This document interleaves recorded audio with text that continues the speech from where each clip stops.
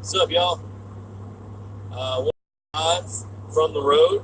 I drove down in the SI on last Monday, so exactly a week from when I got it started. For that very first time, for those of you that watched the video, I departed on the road, head down, and I took a little bit of vacation time, visited my family down in Raleigh, North Carolina, and I drove the car the whole way there, and on the way down, I didn't have any issues, and so I'm headed back up to where I have to live and work, about an hour north of Syracuse, New York, and I just passed through Richmond, Virginia. So I'm trying to find a rest stop right now. There's one coming up I usually stop at, but I just wanted to go live and talk through some stuff while I'm on the road and give me something to do. And also, fingers crossed that we continue further northbound without any further issues or any issues really. So last video that I posted up of the first start, I got it started, and I kind of went ADD at the beginning of the video as to talking about my engine management, and so I've ordered a Honda Flash Pro. Still haven't gotten it. It might be on my front porch when I get home. I don't know. It's probably just chilling there, covered in snow. But what I was saying is that Honda has done extensive research on the 8th Gen Civic SI's engine management system, specifically with the exact swap that I've just performed in this car. And with the stock ECU, with all sensors connected, specifically with the factory mass airflow sensor and air box, you will get good air-fuel ratios as long as everything's in working order. Your fuel pump, your injectors, all your sensors are good, and your O2 sensors, both of them, are in good working condition. So right now, before I left, one of the things, since I'm hard up for a Honda, I'll pull it out and show you guys right now. There it is. This little guy. This is the BAFX OBD2 Bluetooth diagnostic. You can use it to clear codes, but I use this. This was $22.95 on Amazon, shipped to my door, and I got it I ordered it while I was in North Carolina. I didn't have it for the drive down, so. But regardless, I got this as soon as I arrived in North Carolina, and when I did, I plugged it in, and I used the Torque Pro app, which is $5 on the Google Store, and so whatever. That being said, this will show you exactly what the computer is seeing, and this is just a dongle that transmits data. All right, so it takes it straight from the OBD2 diagnostic port and transmits the data to a compatible app for it to read it. And basically, I was monitoring oil pressure, engine temperature, and the air-fuel ratio. Now, most of the time, except for when the car is in warm-up mode. In warm-up mode, the car's in open loop. Every other time driving, the car's in closed loop. So that means it's making its adjustments based off of the engine temperature, the air-fuel ratio reading off of the upstream air-fuel ratio sensor. So that's the one factory header, all right? And that is the ditto wideband sensor. It's also making calculations based off of the mass airflow sensor and the intake air temperature sensor. So based off of all that, it does some, mathematical wizardry and determines, how much fuel to put in, how much ignition advance to advance on your timing, or to retard it. So now I've gotten to do quite a few highway. I was doing some pulls with my little brother, and before I go off on that subject, my AFRs never exceed 14.7. All right. So keep in mind, I haven't bolted the turbo on yet. I'm still waiting on more parts, but running in the stock configuration with just the K24 swap with a built bottom end and a head with stock valves, no porting, just real solid, rock solid components and everything. This thing is just holding AFRs on the factory computer beautifully. It is absolutely freaking awesome, and it is a joy to drive. It is such a different animal with that extra 400 cc's of displacement, and it gives so much more torque. And this thing runs like a raped fucking ape. This thing is mean. It is so mean. I built this motor for the purpose of having a bulletproof bottom end that would provide good spool on a either a Borg Warner EFR or a Precision 6266, maybe 6466.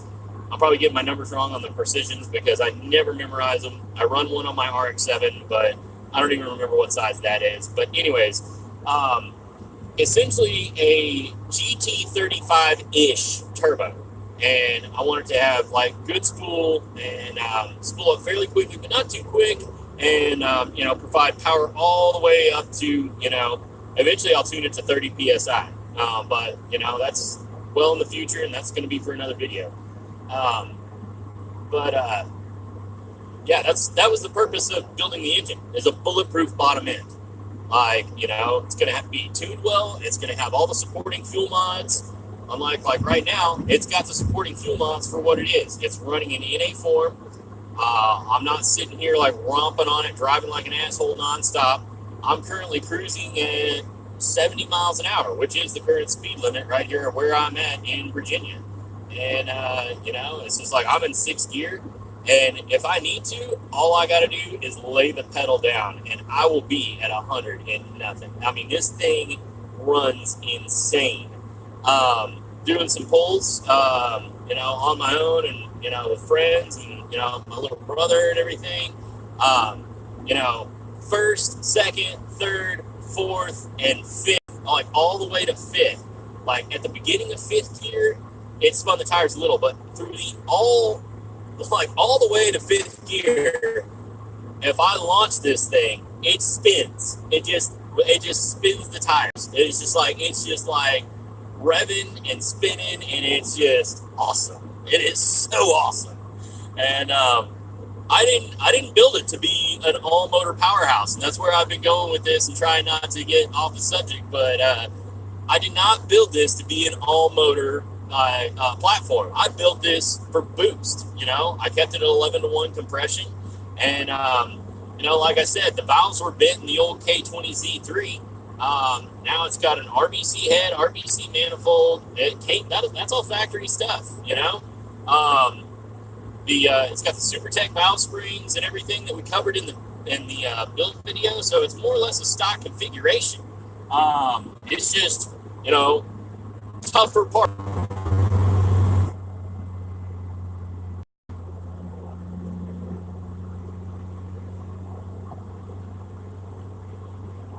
I guess we're back.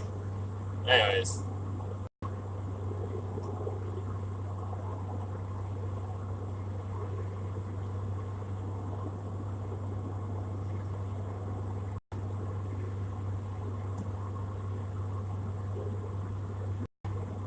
I don't want to be talking because the Popo just like pulled off the median and he's going to get somebody right now, but I don't fuck around. Like, I'm old, if you haven't noticed, and I've been into tuning. Mostly it started off with domestics, was my first builds and everything, and then I got into rotaries, and I still have nothing but love for my rotaries and my rotary cars that I have in storage and everything that I just don't want to bring up to New York State, and Hondas, you can't argue with a Honda, like, especially with the technology and like digital marketplaces with how available parts are and quality parts are. Like, it's just stupid. You can't not, you know? It's just like, there's a lot of people that hate on Hondas, but I mean, I love my Honda just like I love my RX-7, all right? My truck is pissing me off. But anyways, that's a whole different story, different video. But back to what I was saying about the K24. I didn't build it to be an all-motor powerhouse. I built it to be bulletproof and take boost like a champ. And I had no idea what I was in for in terms of the amount of power a K24 Frank puts out. I'm on a stock header with some sort of catback that was on the car when I bought it. I don't know what it is. All right. Probably some eBay crap, but it's in good condition and it seals and it doesn't leak and it sounds deep and throaty and decent. So I don't know. I'm just gonna leave it. All right. That being said, you know, after doing the research and looking at the dyno numbers from credible sources that I found, like on the Honda forums, which is really the only forum I go to. I hate forums. All right. I hate forum commandos. I hate anybody that's got more than like 1,000 posts on a forum, all right? That means that they do more time posting and talking shit than they do wrenching. So they can just fuck right off, all right? But, rant complete. That being said,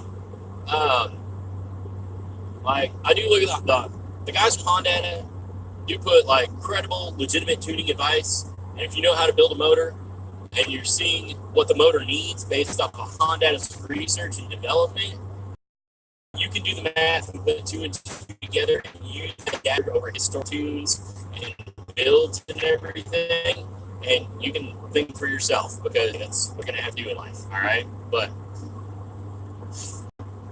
yeah, I wasn't prepared for how much power this thing was going to put down in a, like, was not. Like, I'm totally surprised in shock. Like, this thing is a monster. I'm in 6th gear right now. I'm cruising at 70 miles an hour, and if I lay it down, like the intake, and keep in mind, as you guys saw, I put the stock intake box back on the car with just a K&N drop-in filter. Everything's connected as it should be, factory spec. Everything's the same, because I'm not wasting any money or time putting any other bullshit on there if I'm just bolting a Sidewinder turbo manifold and a fat ass turbo and an intercooler on. I was like, I'm not gonna mess with it. I'm not gonna, like, I see that as a waste of money, especially when the fact of the 8th gen Civic SIs, there is no cheap intake. It's not like go buy an aluminum pipe and slap a filter on it, kind of like you could with, you know, a D series or a B series or anything else like that. You know, if you really wanted to run a vacuum line. You know, the mass airflow sensor's got to stick in there to meet the end state of what I'm doing right here. I mean, I'm driving this thing across the country. So currently, right now, on my drive back to where I live, I dare not call it home, I am sitting at 1,415.9 miles on my new build. All right. So, you know, just cruising down the highway. We'll make it back today some point in time. Probably late, but whatever. But I just wanted to give you guys a quick update and let you know everything's been going smooth, and to you know, talk through some of the stuff that I did after the first start video. So after the first start, what you guys saw, I said bye, y'all, signed off, and everything stopped recording, and then it was time to get even more work done, which was the reverse of the installation. And what that entailed was I got the subframe in. I got it all bolted up, mounted up, and what else did I do? Let's see. Subframe in, and then, sorry, I'm pulling up to a rest stop right now, so I'll shoot a little bit of video before, and, you know, show you guys where I'm at, and like that. So I'm a bit distracted, but, yeah, like I was saying, got the subframe in, got the tranny refilled with some of that Pennzoil Synchromesh Good. And after I did that, I replaced tie rod ends. Ball joints were back ordered, so I didn't get those, but they're doing fine right now. They're a little worn. They could stand to be replaced, like I said in my earlier video, but it's not necessary or end of the world at this stage in the game. And after that, just dives. And after that first start, I let it run for probably an hour solid, bleeding the cooling system, getting fresh coolant in there and everything, letting it go through, several heat cycles. And then I drained the world's finest lubricant, the Walmart SuperTech, out of there, replaced the filter, and filled it up with some Castrol full synthetic 5W30 and a good oil filter. Checked for leaks. And that was it. The one code that the car threw after I got it started and running was the ECT sensor, which is the engine coolant temp sensor, which is like a 21, like 835 or some shit of a code. I don't remember. Anyways, the bottom line is it's at the bottom of the radiator, and I got excited, and I forgot to plug it in. I plugged it in. It was fine. All right. So, that's the update. I'm here in Virginia, just about to head into Washington, D.C., and I'm going to take a piss break. So I'll probably record some video for you guys, do a quick walk around here on the road, and I'll holler at you later. So, bye, y'all.